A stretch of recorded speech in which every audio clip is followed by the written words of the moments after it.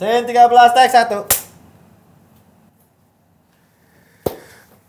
Oke teman-teman, kembali lagi di Cinemax dan sekarang gua yang akan menemani kalian untuk membahas kira-kira apa pembahasan hari ini yang akan gue bawakan. Kenalin, nama gue Duki Dilan dan sekarang gua akan membahas new release K-drama You Need to Watch on Netflix dan ini sudah dikurasi oleh Cinemax. Jadi langsung aja teman-teman, kita mulai ke kontennya.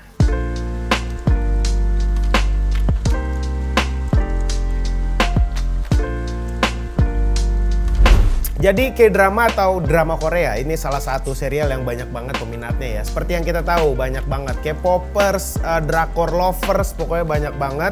Dan gak cuma genrenya aja dan ceritanya yang seru, tapi kalau misalnya kita ngelihat line up aktor atau aktrisnya, pasti K-popers atau K-drama lover ini udah antusias banget ya. Kayak wah si ini main di drama ini, si ini main di drama ini, pokoknya gitu aja udah heboh gitu ya. Oke, tanpa panjang lebar lagi kita langsung masuk aja ke list pertama. Ini dia ada Duna. Duna atau Dona dramanya gue nggak tahu nih penyebutannya. Pokoknya ini itu dramanya itu udah nggak asing lagi di kamu ya teman-teman, karena untuk si aktrisnya sendiri itu adalah Suzy. Ini pemerannya, salah satu pemerannya. Ini adalah salah satu diva idol K-pop yang lagi naik-naiknya, lagi booming-boomingnya, pasti lo juga tahu ya. Yang sudah tayang di bulan Oktober kemarin dan mengisahkan tentang Ledona yang diperankan oleh Bae Suzy ya. Yang ini nih mantan personil grup yang populer tadi kita udah bahas. Yang mengundurkan diri dari posisinya, dari pekerjaannya dan pindah ke kos-kosan kecil nih teman-teman nih. Mungkin memulai hidup baru atau memulai lembaran baru, gue nggak bisa spoiler di sini. Dan ternyata dia memiliki tetangga yaitu seorang mahasiswa yang sebenarnya nggak ada niat jelek atau niat buruk apapun. Niatnya baik-baik aja. Niat seorang mahasiswa itu adalah menjadi orang yang baik. Udah itu doang niatnya. Tapi Ledona tetap curiga gitu. Curiga dan selalu mikirnya jelek. Dan akhirnya Wonjun ini yang tadi mahasiswa yang tidak punya niat buruk ini selalu memberikan kehangatan kepada Ledona. Jadi tiap kehadirannya itu dia ngasih kehangatan buat Ledona. Dan akhirnya Ledona mendapatkan atau menumbuhkan benih-benih cinta ya teman-teman. Ya. Jadi bagaimana ceritanya? Langsung aja Lau mampir ke Netflix dan tulis aja langsung Dona. Oke, yang kedua nih. Yang kedua gue punya Strong Girl Namsoon ya. Jadi ini salah satu Oke, sekarang kita sudah masuk ke list yang ketiga nih teman-teman. List yang ketiga itu adalah Destined with You. Nah, ini drama yang kita bahas kali ini dibintangi oleh bintang yang besar sekali, yaitu diperankan oleh Rowoon dari SF9. 힘차게 나아가야 하니까. 귀여워. 진짜 효과가 있는 걸까요? Menceritakan tentang seorang pengacara. Dia yang dikutuk oleh sebuah buku dan kutukan itu sudah turun-temurun dari keluarganya. Dan dia ini terkenal dengan pengacara yang sangat-sangat kompeten dalam karirnya. Terus dia juga memiliki wajah yang ganteng sekali, memiliki paras tubuh yang bagus sekali. Dan dia suka begini-begini nih. Dan ceweknya banyak. Kita lanjut, sayangnya Jang Shin Yu atau seorang pengacara ini yang tadi kita bahas, ini menderita penyakit kutukan tadi. Tidak bisa dijelaskan penyakitnya seperti apa ya teman-teman ya. Kira-kira apakah mereka berhasil menghilangkan kutukan ini? Drama ini sudah tayang di 23 Agustus kemarin dengan 16 episode. Lumayan lah 16 episode, satu episode setengah jam. Lumayan lah bisa mengisi waktu luang. 사람 헷갈리게 하는 눈. 이러다 제가 정말 저 여자를 사랑하게 되면 어떡해요? 정신 차려 정신이야. Oke, makasih bang, makasih bang. Udah. Ternyata di studio kita ada seorang seperti itu ya teman-teman. Saya juga kaget sekali. Kita sudah masuk ke list yang keempat. Ini salah satu drama yang terbaik juga yang masuk ke dalam kurasinya Cinemax yang ada di Netflix. Yang berjudul A Time Called You. 근데 타임슬립 영화 왜 이렇게 좋아해? 재밌잖아. 과거로 가서 미래를 바꿀 수 있다는 거니까. Salah satu serial yang sudah dinantikan tentunya oleh K-popers dan K-drama lover, drakor lover ya. Ini sebenarnya adalah drama yang diadaptasi dari serial Taiwan yang berjudul Someday or One Day. 이 사람은 내가 아는데.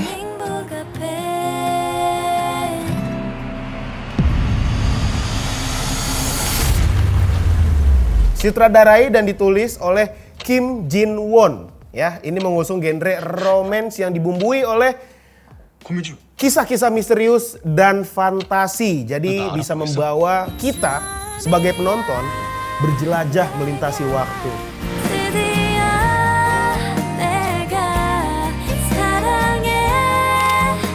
Dan menariknya lagi teman-teman, dua aktor utama dalam drama ini berperan menjadi dua karakter yang beda.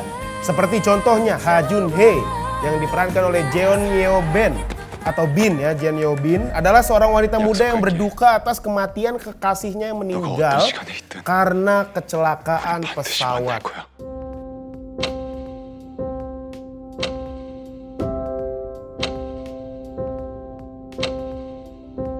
Walaupun kejadian ini sudah lama banget, tapi dia masih belum bisa move on dengan kepergian Yeon Jun yang diperankan oleh An Hyo Seop.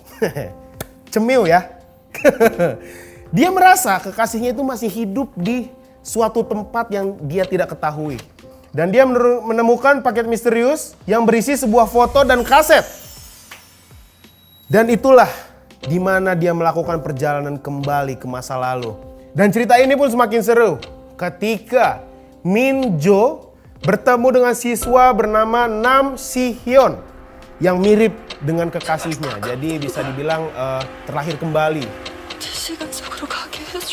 Dan cerita ini akan semakin seru kalau misalnya kamu menonton bersama teman-teman kamu, sama pasangan kamu dan Netflix and chill gitu kan.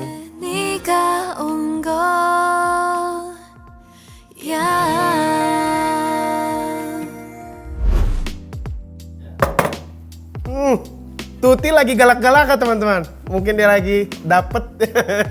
Jadi nggak apa-apa. Emang tangannya agak keker, cuman Tuti itu sebenarnya dalamnya dia baik hati kok. Lembut orangnya. Tangannya aja enggak. Kita lanjut teman-teman ya. Kita lanjut. Tadi setelah membahas drama, kita membahas berita update. Yang tentu saja lagi-lagi sudah dikurasi oleh tim Cinemax. Dan berita pertama, kita ada Park Seo Joon yang main di The Marvels nih. Jadi waktu itu sempat ada first look-nya. Jadi Park Seo Joon ini bermain debutnya di Hollywood di film Marvel ini sebagai karakter yang rambutnya panjang dan dia terlihat seperti memimpin pasukan untuk menebar kebencian. Seru sendiri saya. Dan komiknya ini diadaptasi oleh komik yang ada waktu itu di volume 9 kalau nggak salah komiknya itu. Dan baru dijadiin film, jadi animasi action asli. Ini baru sekarang nih teman-teman. Dan rilisnya kalau komiknya itu 2014, tapi kalau filmnya itu nanti. Yang tayang 10 November 2023. Yang kedua, ini viral di TikTok nih teman-teman. Kisah nyata Ipar Adalah Maut yang dijadikan film oleh MD Entertainment. Dan cerita ini ya karena viral di TikTok diangkat menjadi serial atau layar lebar oleh MD Entertainment, gue masih belum tahu, atau jadi dua-duanya, serial juga, layar lebar juga. Eliza Rohmah Puspita, pemilik akun yang membuat konten cerita ini, telah menandatangani surat persetujuan dengan pihak rumah produksi. Dan Ipar Adalah Maut ini kisah nyata dari warganet yang direka ulang oleh akunnya si Eliza tadi di TikTok, dan cerita ini viral hingga mendapatkan sorotan dari warganet teman-teman. Mengisahkan perselingkuhan yang terjadi dalam sebuah rumah tangga Nisa dan Aris. Tapi adik kandung Nisa, Rani, yang bernama Rani, justru menjadi orang ketiga. Waduh. Yang menjalin hubungan terlarang dengan Aris. Bisa-bisanya kamu Rani. Kisah ini menjadi semakin rumit karena Rani menikahi Yusuf. Sementara hubungan gelap dengan Aris pun masih berjalan. Jadi dua-duanya sudah memiliki pasangan yang sah teman-teman. Tapi salah satu di antara 4 orang ini melakukan hubungan gelap. Jadi dia berhubungannya tanpa listrik. Mungkin dia lagi ngirit-ngirit token. Tak membutuhkan waktu lama, kisah Ipar ini mendapatkan banyak penggemar teman-teman. Udah banyak fansnya. Dan cerita ini viral banget tentu saja sudah banyak fansnya. Dan nanti akan lebih mudah lagi dinikmati oleh para fans dari cerita ini. Itu yang kedua ya teman-teman ya. Dan berita update selanjutnya, penulis Asma Nadia Somasi, produser film Air Mata di Ujung Sajadah. Ini juga cukup viral, cuman nggak di TikTok aja teman-teman. Ini tuh lebih dulunya, awalnya tuh di Twitter dulu. Penulis Asma Nadia merasa dirugikan karena kehadiran film dari Air Mata di Ujung Sajadah ini tayang beberapa waktu lalu. Dan Asma menyebut film ini dibintangi oleh Fedi Nuril, Titi Kamal, punya kesamaan dengan novelnya. Karena kesamaan ini dia tidak terima, kecuali dia bilang, si PH-nya bilang kalau misalnya ini diadaptasi dari novel ini. Walaupun diadaptasi dari novelnya si Asma Nadia, harus ada persetujuan teman-teman. Harus ada persetujuan teman-teman ya. Maaf ada belibet, ini ada popcorn nyangkut. Dan walaupun sudah menyampaikan keberatannya kepada Roni Irawan selaku produser Air Mata di Ujung Sajadah, tapi banyak banget jawaban yang kurang memuaskan. Dan itu dia, novel Cinta di Ujung Sajadah karya Asma Nadia ini terbitkan 2008, mengisahkan tentang keresahan anak perempuan yang merindukan sang ibu kandung setelah terpaksa tinggal bersama ayah dan istri barunya yang sangat-sangat kejam sekali. Nah, terima kasih Tuti. Ya ampun baik banget gini dong. Udah seret banget kita ya dari tadi kagak ada minuman. Oke, kita sudah masuk ke segmen yang ketiga. Jadi segmen ketiga ini kita akan membahas seorang legend, aktor legend yang bernama Lee Min Ho. Nah, kita akan membahas Lee Min Ho. Dia ini salah satu aktor berbakat Korsel, telah berkarir selama 18 tahun di dunia perfilman atau entertainment lah ya pokoknya. Dan sudah mendapatkan popularitas di seluruh dunia berkat pengunduran dirinya sebagai Gu Junpyo di Boys Before Flower di tahun 2009. Ia juga menjadi aktor yang banyak digilai oleh penggemar-penggemarnya, khususnya penggemar K-popers dan drama Korea ya. Nomor 1 yang akan kita bahas filmnya itu adalah Personal Taste.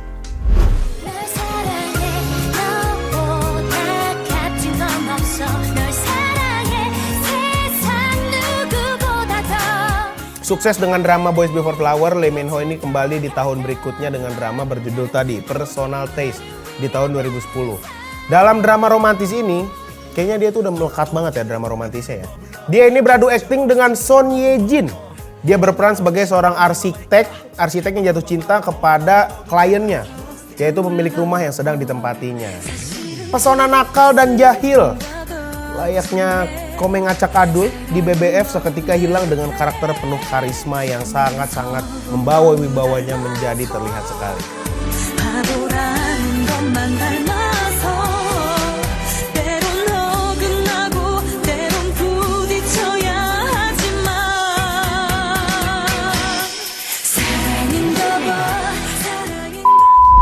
Langsung kita yang kedua, kita memiliki City Hunter di tahun 2011.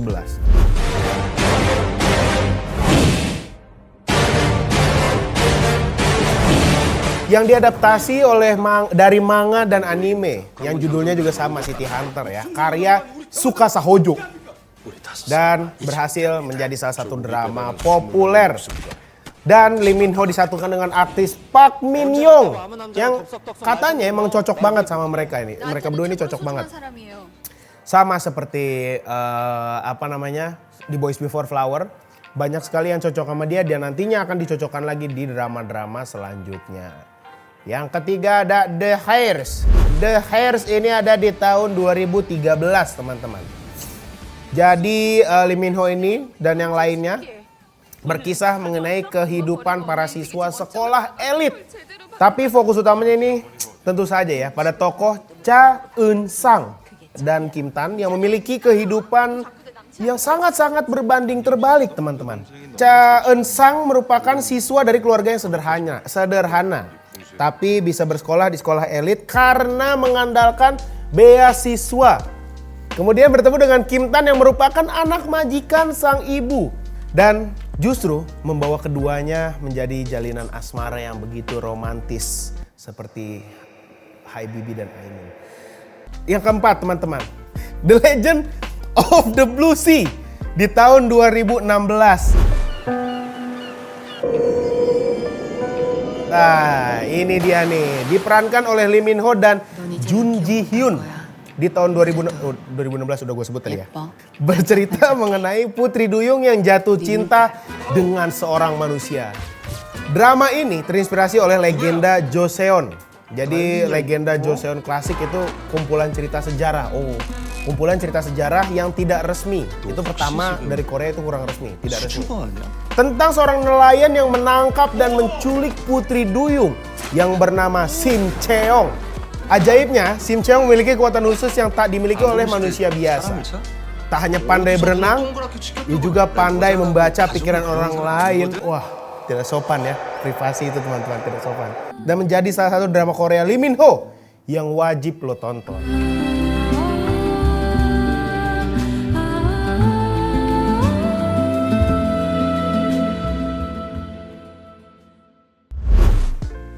Nomor 5, kita ada The King, Eternal Monarch.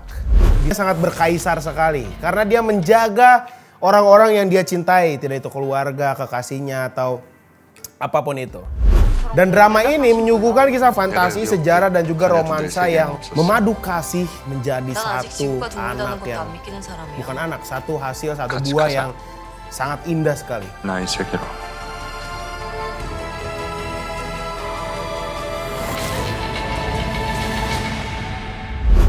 Oke, yang terakhir kita punya Pachinko. Wih, namanya udah Italiano sekali ya, Pachinko. Drama Korea Lee Min Ho yang terakhir menjadi drama comebacknya Lee Min Ho setelah 2 tahun hiatus, teman-teman. Drama Pachinko ini diadaptasi dari novel sejarah epik karya Min Jin Lee. Dan drama ini menceritakan tentang kehidupan dan impian dari 4 generasi keluarga imigran Korea yang ada di Jepang, teman-teman. Dan diceritakan seorang wanita bernama Sunja yang selama beberapa tahun ditinggalkan oleh pasangannya bernama Hansu. Sunja ditinggalkan dalam keadaan hamil. Wah, serem sekali. Dan dinilai telah membuat malu keluarganya. Ia kemudian menikah dengan seorang pendeta muda dan memilih untuk pindah ke Nippon atau Jepang.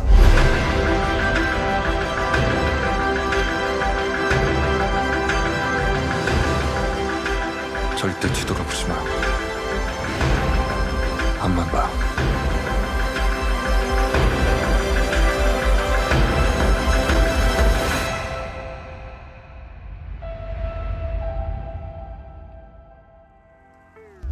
Tadi itu dia drama-drama dari aktor legend yang bernama Lee Min Ho, legend aktor Lee Min Ho. Itu tadi ada 6 dan itu semua dramanya bagus-bagus banget, teman-teman. Bahkan setelah hiatus dia masuk ke drama Pachinko itu masih apa ya, nggak hilang gitu persona dia saat acting, saat berlaga gitu. Emang banyak laganya si Lee Min Ho nih, tidak hilang. Dan itu dia tadi setelah update news tentang dunia entertainment, terus referensi atau rekomendasi new release K-drama yang bisa lu tonton di mungkin di Netflix, mungkin di streaming platform lain ataupun di website bajakan. Itu tidak direkomendasi sih, maksudnya kan ilegal ya, tidak boleh. Cuman kalau nggak ada dan kalian ngebet ya mau nggak mau gitu maksudnya. Pokoknya terima kasih lah. Kira-kira segitu aja dari gua. Itu dia tadi yang kita bahas kali ini. Sampai jumpa di episode-episode selanjutnya. Jangan lupa like, comment, share, subscribe. Kirimkan ke grup keluarga kamu, grup saudara kamu, dan playgroup yang ada di sekitar kamu. Kira-kira segitu aja yang kita bahas. Gua Dilan pamit. Cinemax masih ada. Keep roll and cut.